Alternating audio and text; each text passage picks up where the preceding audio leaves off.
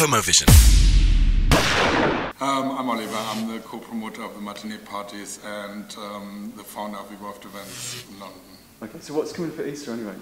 We got the Easter Ménage à Trois, which is a threesome of parties where we invite Circuit Festival from the Matinee Group. We're going to do a pre-party, which is going to be quite big in the Colosseum, with Enrico Argentini, Guy Williams, the usual suspect for Matinee.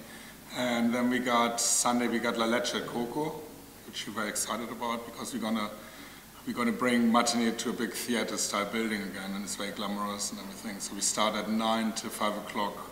It's a little bit earlier at opening times because of the opening hours. And then we're running an after-hour called BPM at the Colosseum together with Greencom from Cologne. Why Coco?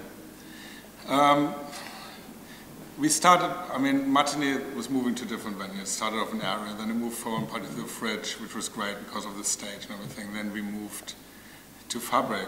In the Colosseum, the problem is we don't have a big stage, so we can't really do our big production anymore, and this is something which we really love doing.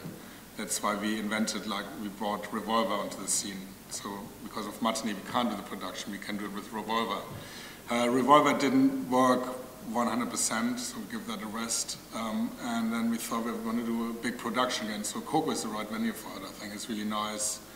It's amazingly clean, the toilets, the stuff is very professional. I think people will love it. Okay, so you talked about also there's like a lack of venues on the gay scene as well for gay promoters to use.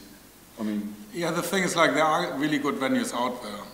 There's Fabric, there's Ministry of Sound, there's Pasha.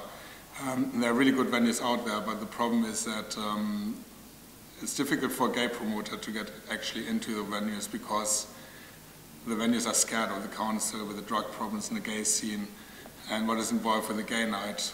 So it's really difficult. Even with Coco, it was difficult for us to get the venue, to secure the venue.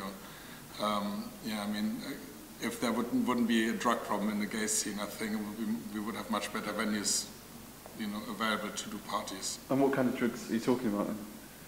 Well, especially I think GHB is the one who is killing the gay scene. It's still the same drug. I don't think when E came out 20 years ago it was fine. People were happy going clubbing, but then G came on the scene and people just they collapse. Some of them die, they're being sick everywhere, and I think straight clubs, established clubs, they don't really want to deal with that, I think. So how are you actually dealing? How's it?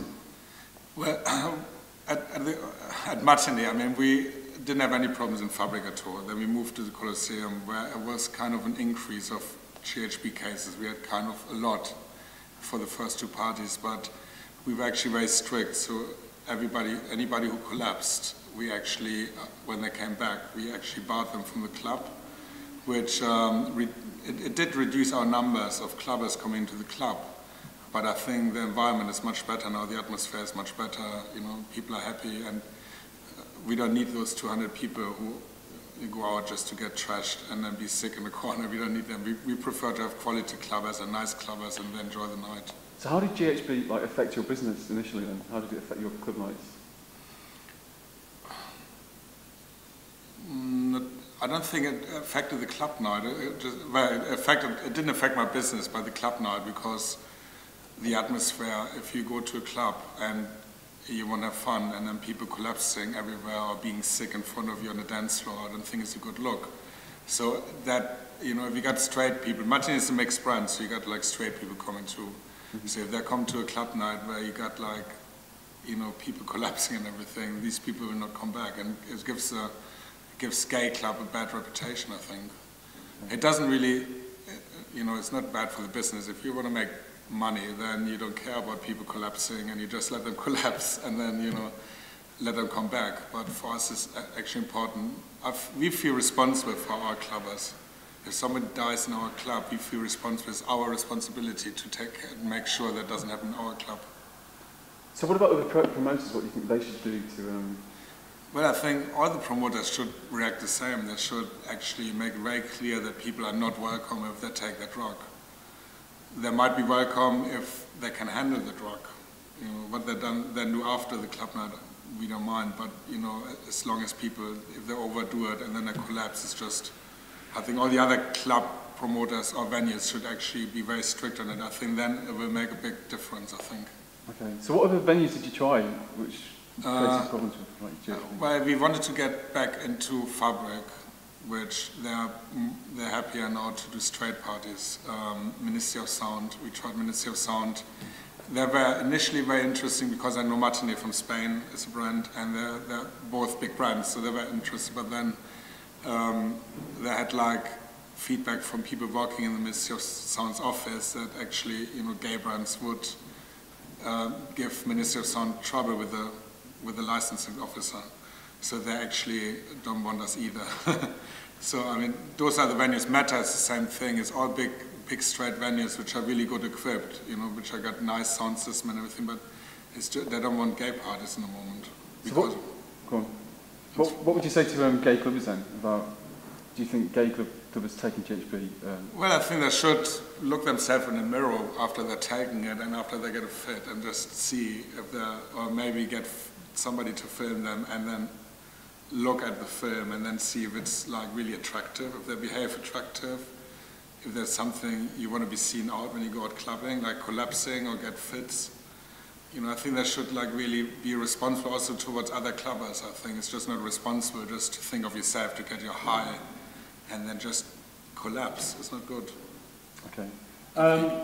Credit crunch as well, has it affected you? Or?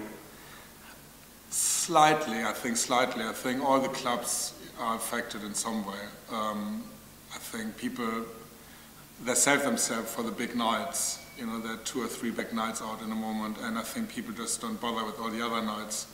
That's why places like Rapido and everything, that didn't really work properly because people just spend their money on those two or 3 nights where they know they got quality entertainment. I think people will realize with the drugs, I think they will slowly realize that it's a bad drug to take, GHB, and I think it's going to change Clubland in the future again. I think also new promoters will come into the scene, bring new club nights out, new projects. I mean, in the last year, Clubland changed a lot. You got more quality entertainment. Clubs who were open for like 7 days a week, they don't work anymore because people go to different venues now. So I think that's the future. It's more about quality clubbing again. What do you think? What would you say to when people say like the Spanish brands have taken over gay clubland? What would you say to them? It's a good one, actually. To be honest, I don't think, for example, Matinee, it's a Spanish brand. Yeah, it's initially a Spanish brand, it's a Spanish logo. But initially, in reality, the whole production is English. We're based in London. Most of the DJs are from London. And I don't think that, they're taking over. It's just like we rejuvenated the club scene. I don't think that it's a fact. It doesn't really matter if they come from Spain or from Holland. I think it's about like having fun in the clubs. It doesn't matter where the club brand comes from. Okay. Does it make sense? Yeah, it does, yeah. And finally, just back to this Menage a Trois on Easter weekend. Yeah. Just tell me again what it is on. Okay, Matinee is doing every year a big festival called Circuit Festival, and they started off last year and they had 30,000 people partying in a water park and in a big arena. We're doing this year the pre-party on Saturday, so it's opening from 11 o'clock in the evening till 9 o'clock in the morning. And then, as I say, Sunday we got La Leche et Coco from 9 till 5, which is going to be extravaganza. We're going to have 40 dancers on the stage, everything dressed in white. We're going to have 2 Matinee DJs, one of the biggest ones. And then afterwards we got BPM after hours together with Greencom Cologne.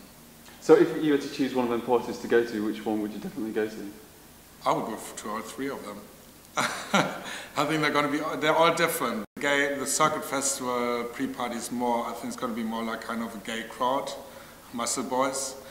La Leche is going to be more a mixed affair. I think you're going to have muscle boys, you're going to have straight people. It's going to be more like a kind of a glamorous, kind of straight atmosphere mixed with gays and more Ibiza. And then the after hour is going to be very mixed as well, I think. So I think all 3 is a good choice. Homovision.